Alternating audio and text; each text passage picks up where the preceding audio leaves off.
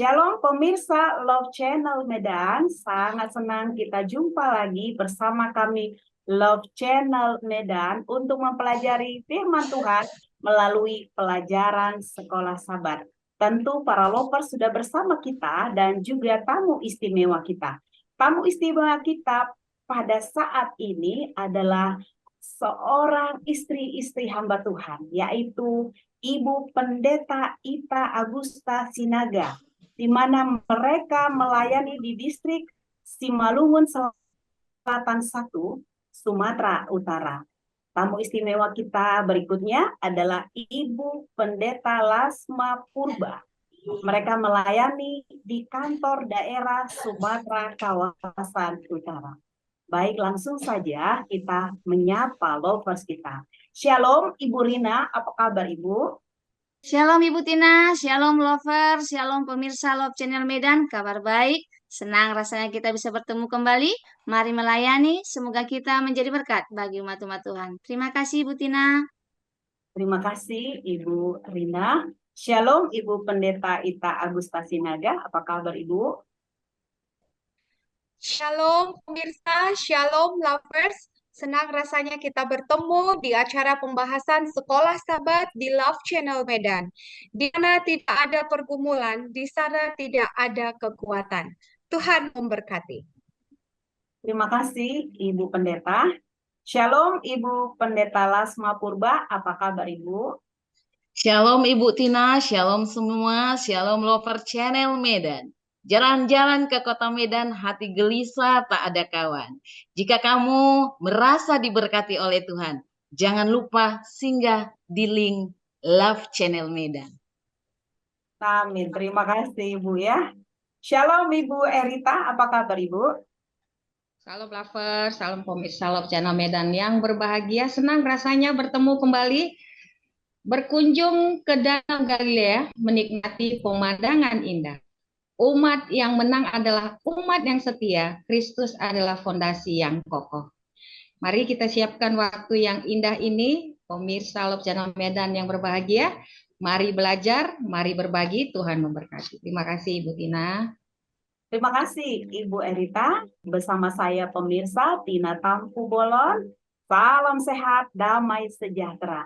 Jadilah petang, jadilah pagi, segenap alam bersaksi, segenap alam memuji. Sungguh amat baik. Belah semangka berwarna merah. Warnanya sangat menarik hati. Saat ini hari sangat cerah. Membuat bahagia kita bisa jumpa lagi. Untuk memulaikan pelajaran ini, pemirsa, kita serahkan kepada Tuhan di dalam doa yang akan dipimpin oleh Ibu Erita. Kami persilakan. Kita berdoa. Maha besar Engkau ya Allah Bapa kami yang di sorga. Merupakan satu kebahagiaan bagi kami pada saat ini. Kami boleh bertemu melalui channel ini bersama dengan umat-umat Tuhan dimanapun berada. Kami akan belajar firman Tuhan. Bantu kami ya Tuhan, hamba-hamba Tuhan yang akan melayani di channel ini. Dan biarlah pelajaran ini boleh menjadi satu pelajaran yang indah, yang bermanfaat dalam kehidupan kami. Kiranya Tuhan, Roh Kudus-Mu yang bekerja, Engkaulah yang berbicara melalui kami, sehingga kami boleh menyampaikan pekabaran ini dengan baik.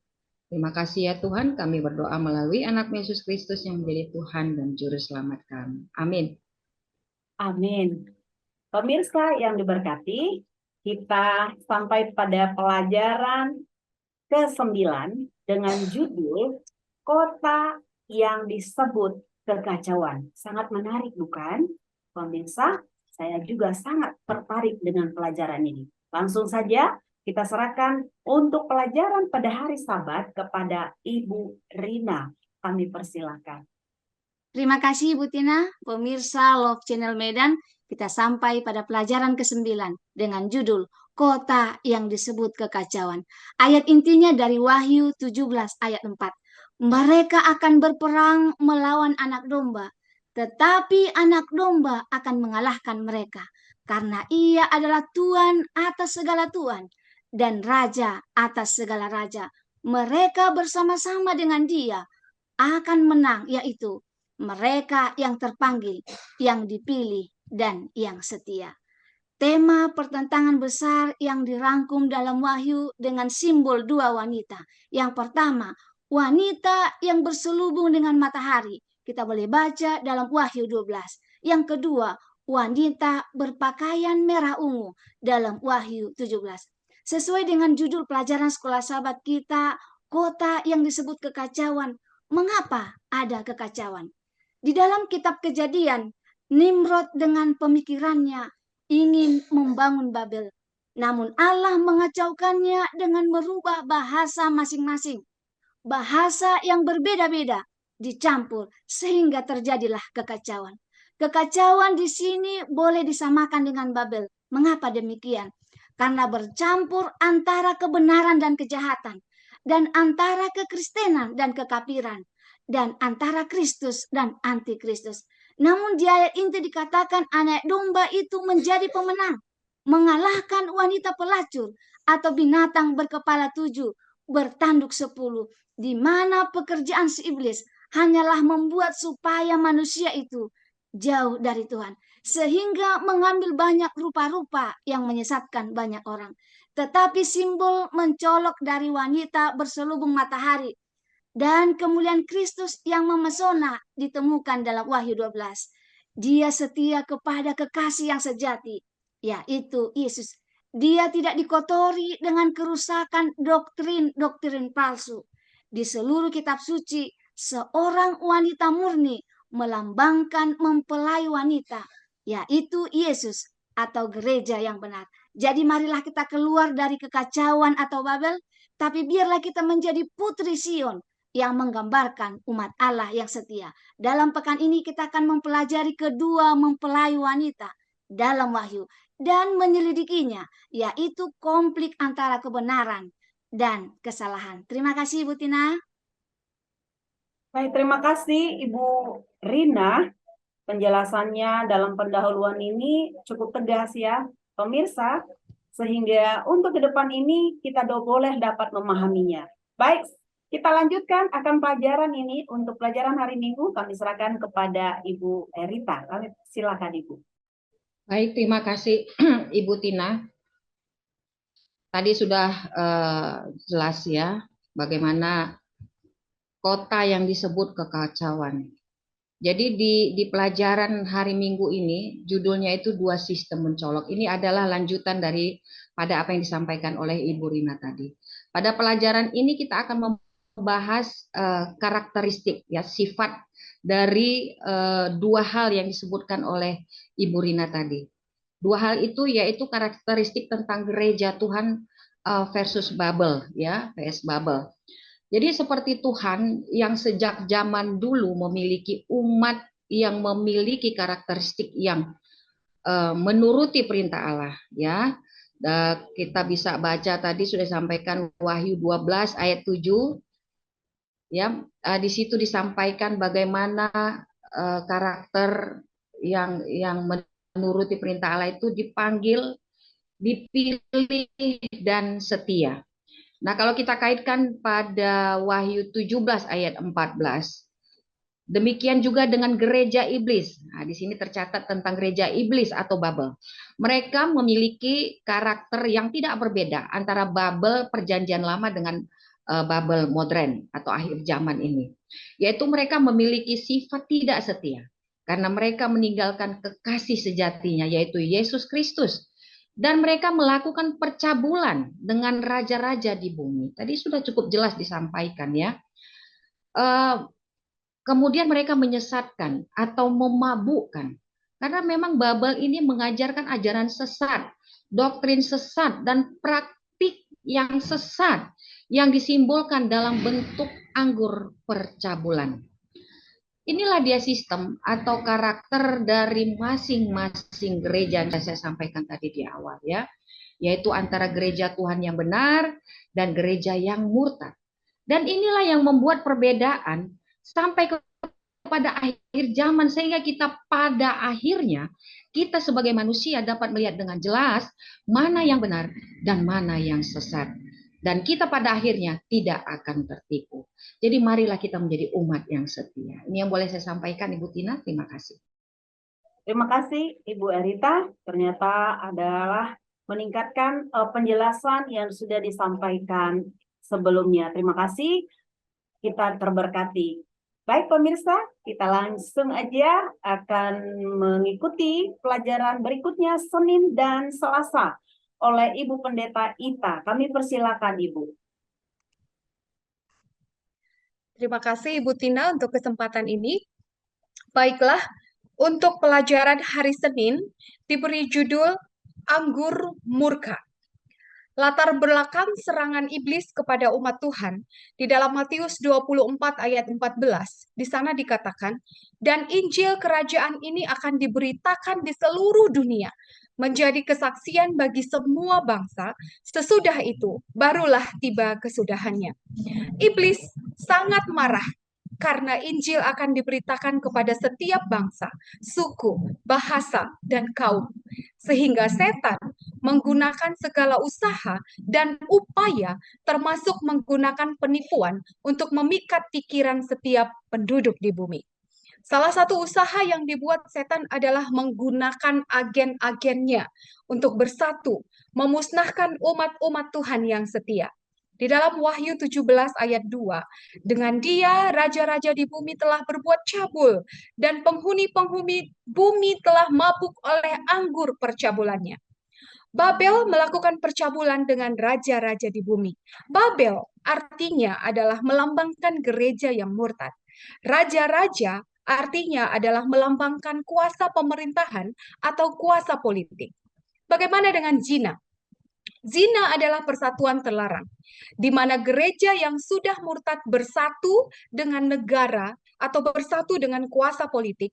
Gereja yang murtad memandang kepada para pemimpin politik dunia untuk kekuasaan dan otoritas, serta mencari dukungan dari negara dan meminta negara untuk menegakkan dan menjalankan keputusannya, yang seharusnya adalah bahwa gereja dipersatukan dengan Yesus Kristus dan hanya memandang kepada Yesus yang adalah kepala jemaat untuk mendapatkan kekuatan dan kuasa dalam menjalankan misi di dunia. Allah memanggil umatnya keluar dari Babel. Di dalam Wahyu 18 ayat 4, memberikan informasi kepada kita bahwa penipuan ini juga telah mempengaruhi umat-umat Tuhan sehingga mereka diminta untuk keluar dari Babel. Waktunya akan tiba ketika Tuhan akan memanggil umatnya keluar dari sistem yang rusak dan jahat itu, yang akan segera jatuh karena sifatnya yang rusak dan jahat. Sistem ini adalah tempat kediaman roh-roh jahat dan tempat bersembunyi segala burung yang najis dan dibenci. Di dalam Wahyu 18 ayat 2, termasuk pengajaran spiritisme modern dan pengajaran menyimpang lainnya. Pelajaran hari Selasa, Misteri Babel Besar. Ini judulnya ya. Wahyu pasal 17 menggambarkan sistem keagamaan yang murtad yang memperkenalkan banyak ajaran Babel perjanjian lama ke dalam kekristenan. Pembangunan Menara Babel di bagian selatan Mesopotamia adalah bentuk perlawanan manusia terhadap firman Allah. Ini merupakan bentuk dari mencari kemuliaan diri, mencari penyelamatan diri, dan kemerdekaan dari Tuhan. Kejadian 11 ayat 1-4. Babel juga digambarkan sebagai mabuk dengan darah orang-orang kudus dan darah para martir Yesus. Tentu ini adalah gambaran mengerikan tentang betapa rusaknya Babel. Secara sederhana, para lovers, agama Babel mewakili agama yang didasarkan pada ajaran manusia, didirikan di atas gagasan manusia, dan didukung oleh tradisi manusia. Ini merupakan agama yang dibentuk oleh gagasan dan ide manusia, yaitu pemimpin agama yang bertentangan dengan kekuatan Injil Yesus Kristus.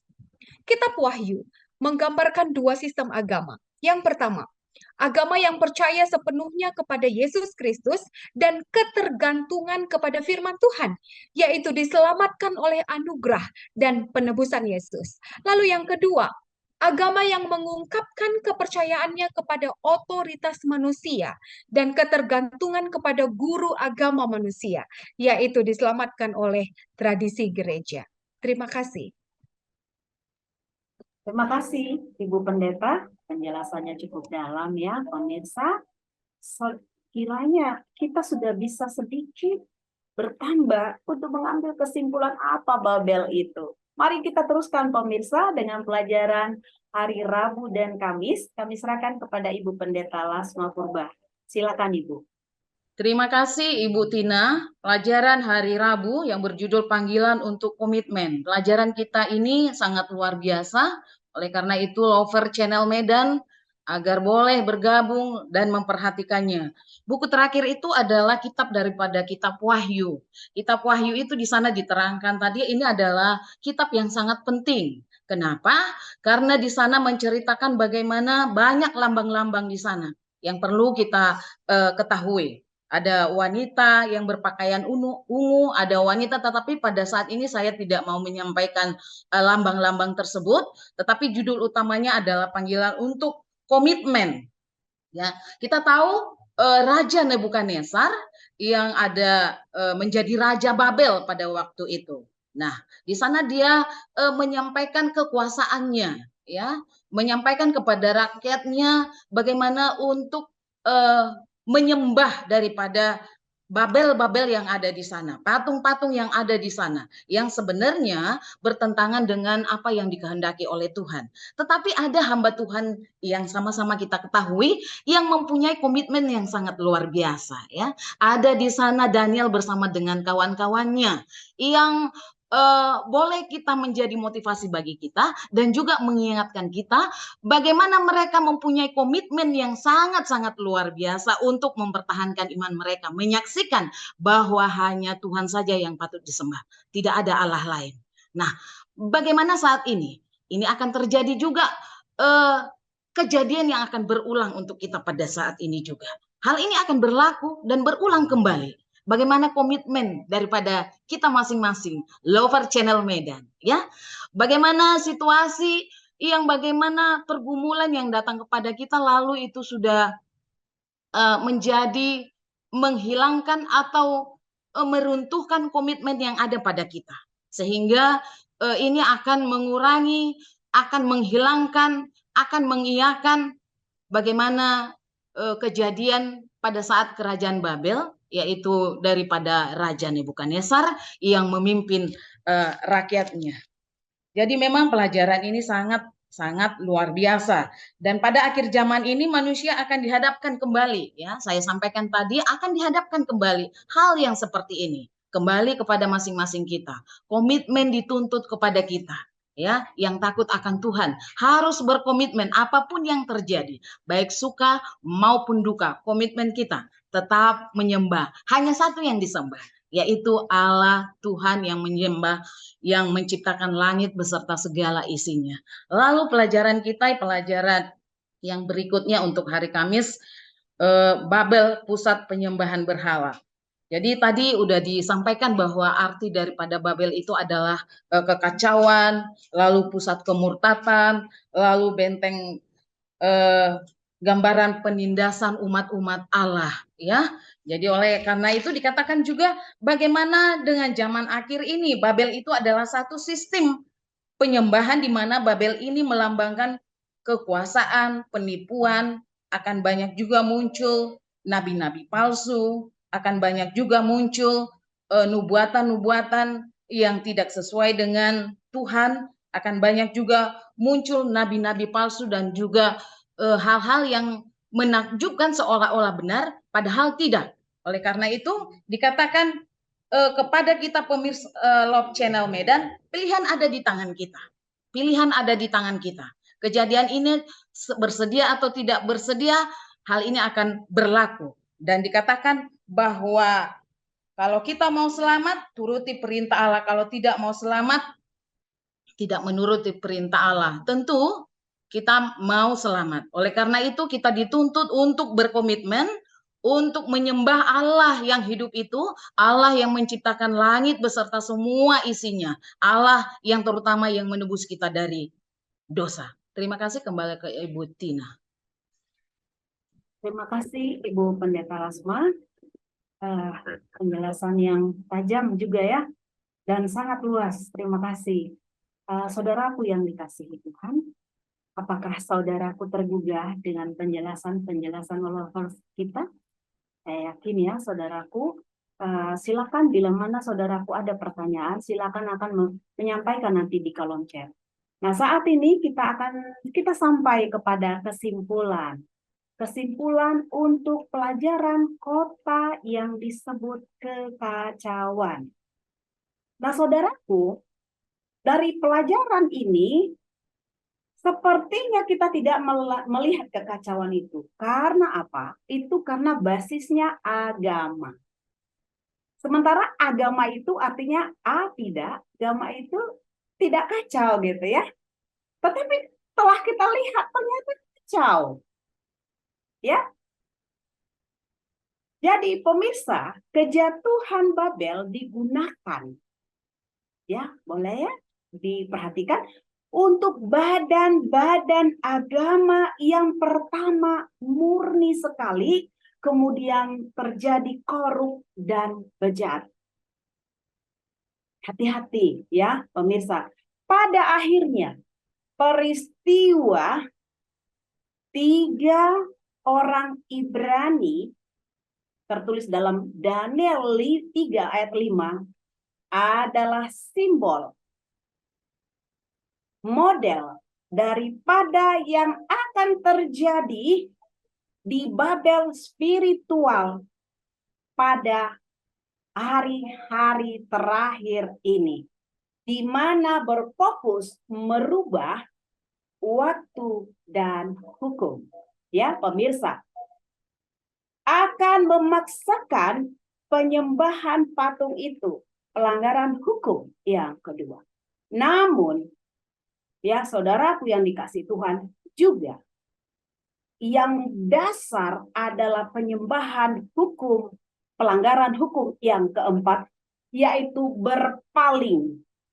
Berpaling kepada Allah yang telah menciptakan langit dan bumi selama 6 hari. Dan beristirahat pada hari yang ke-7, yaitu hari Sabat Kudus Tuhan. Jadi saudaraku yang kekasih, mari saudara, inilah sangat jelas kekacauan itu. Dan itu kekacauan itu terjadi di bagian agama yang kita lihat. Kiranya Tuhan memberkati kita untuk pelajaran yang sangat menguatkan ini.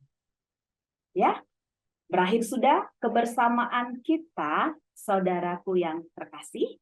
Mari kita akhiri dengan doa. Kami meminta kepada Ibu Pendeta Ita Agusta Sinaga untuk pimpin kita di dalam doa. Mari kita sama-sama berdoa. Terima kasih Bapa di surga untuk kesempatan yang indah bagi kami. Kami sudah membahas pelajaran sekolah Sabat pada pelajaran yang ke-9. Bapa tolong kami untuk mengerti. Kami memohon Roh Kudus Tuhan untuk menuntun kami, sehingga kami tetap berdiri teguh di dalam kebenaran Tuhan, sementara kami menunggu kedatangan Yesus yang kedua kali. Terima kasih Bapa atas pengampunan-Mu bagi segala dosa-dosa kami. Semua ini kami mohonkan hanya di dalam nama Yesus Kristus yang menjadi Tuhan dan Juru Selamat kami. Amin. Amin. Amin. Pemirsa yang diberkati Tuhan, bila pemirsa sangat terberkati oleh pelajaran ini, silakan membagikan kepada keluarga, sahabat, dan siapa saja, supaya kita sama-sama terberkati.